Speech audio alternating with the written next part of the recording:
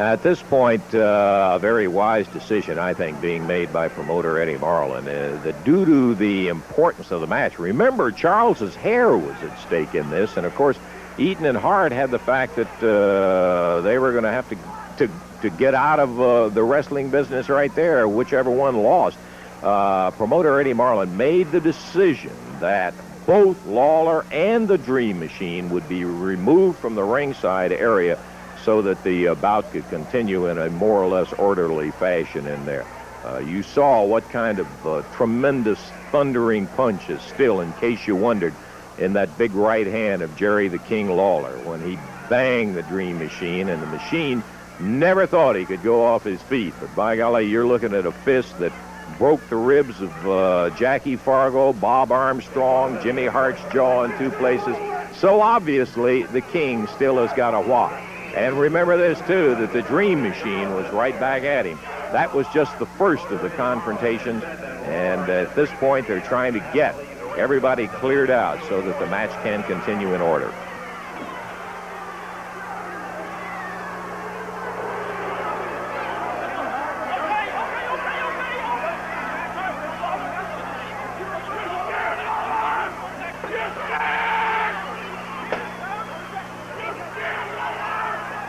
I would remind you that the losing member of the handicap team must leave now. If Tony Charles loses, he loses his hair. So because of the importance of the match, the promoter is sending both Lawler and the Dream Machine back. Well, there it was. The action in there, a wise decision, I think, on a promoter's choice to take the Dream Machine and Jerry the King Lawler out. Boy, that was real fireworks, though. At the end, you could hear the Dream Machine screaming almost hysterically at Lawler, and I don't know whether that was fear or anger. I guess we'll find out at some point. Right now, we're going to take time out. We've got ourselves a big tag match coming up. We've got the Angel Tony Russo, Tommy Gilbert, Carl Fergie, and we've got the great Tupelo concession stand brawl. All of that coming up on Championship Wrestling.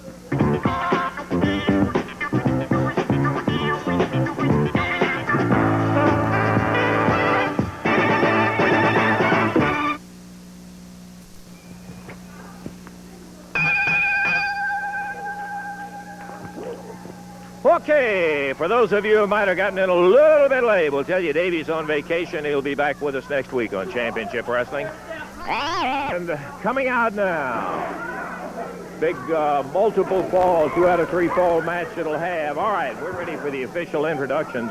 Here's a team that we haven't seen together before, a total weight of 491 pounds, introducing on the left of your screen. First, from Italy, Tony Russo. Tony Russo and his partner. Out of Portland, the Angel.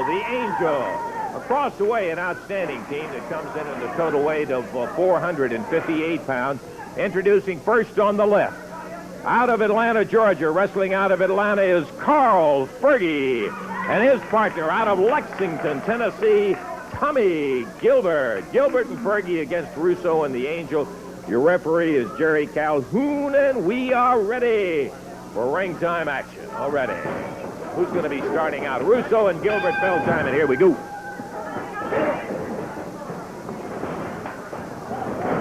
Tony Russo. I haven't seen Tony in quite a while. Boy, he's a rough one.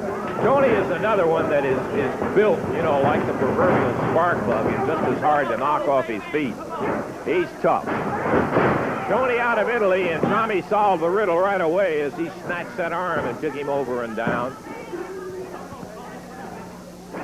What a great pairing with Fergie and Gilbert. The Angel and Russo into the ropes, and a foot goes to the midsection, and Tommy down on his knees. Russo picks him up, pounds with that broad arm, tag on the big Angel. 253 pounds of him. I don't think I have to point out. He's got that glove on the right hand. He maintains it for support after having injured his right wrist. I think a lot of people like myself have a reasonable doubt as to whether that's the official function of it. As a matter of fact, there's very little doubt in my mind about it. He uses it for other things as he took a double leg from both Fergie and Gilbert. And Carl Fergie Being backed up by the referee, but he's right back in. Went for a front face lock. Shot her right to the midsection with that gloved hand. Fergie bagging up, circling, waiting on him. Jimmy Hart in the corner over here. Always got his eye on anybody.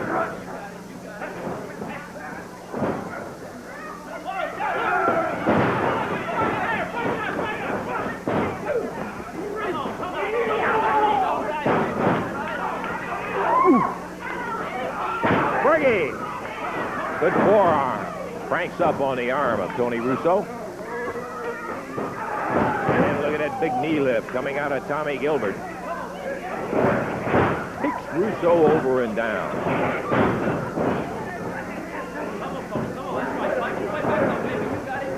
Russo drives him into the corner, but he makes a quick tag on Carl Fergie. Referee, and he tried to stop Tommy. Tommy couldn't resist it. There's the cover, but the big Angel comes in and nails it. Okay, Jimmy, sit down and set up, if you will, please. Slammed into the knee of the Angel, and there's a tag from Russo. Carl Fergie whipped into the ropes. Back drop. Big Carl up and over and down. Count of one. Tommy Gilbert shows that he can. That's a tag on Russo. Russo, right hand, no forearm, no doubt. Again, Fergie back into the ropes. Comes off. He shot a forearm. 3 minutes into the action in the first fall. Big foot goes up and catches Carl coming in. And he sticks out a count of 1.5. The Angel stomping, pounding, front face lock, tags out to Russo. Jimmy, take your briefcase back over there before somebody comes out and uses it on you.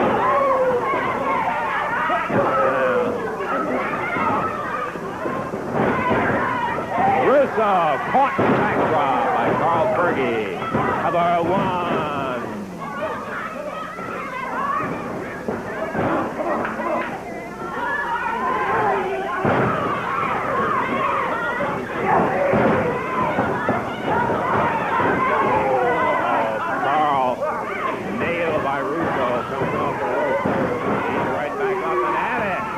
Drops that big elbow on Tony. Cover up. 1, 2, 3. He got it.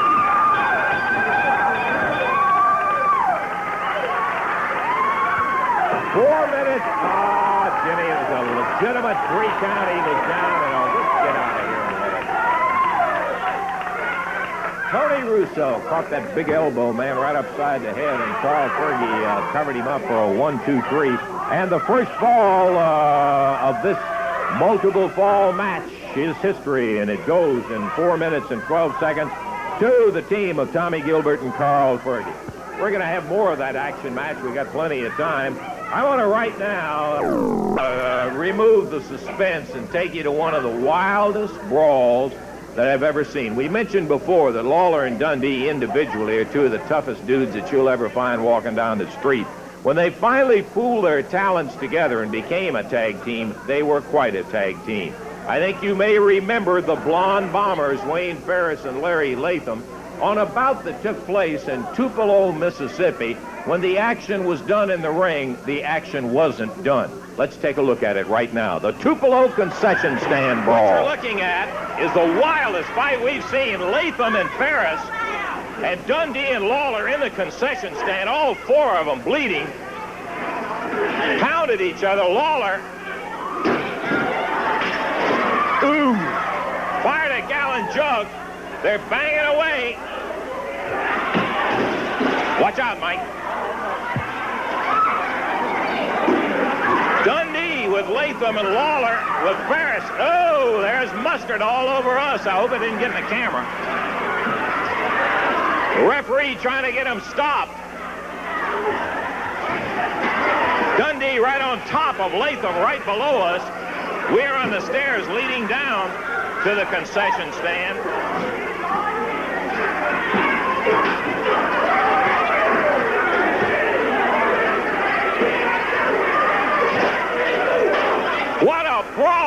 never seen anything like it. Now, they're trying to get somebody in to help stop this thing.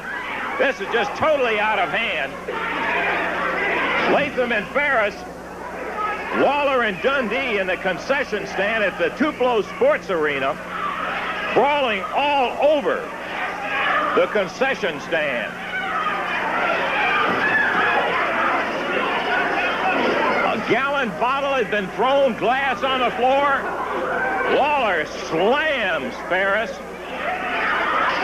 with a stool, and again,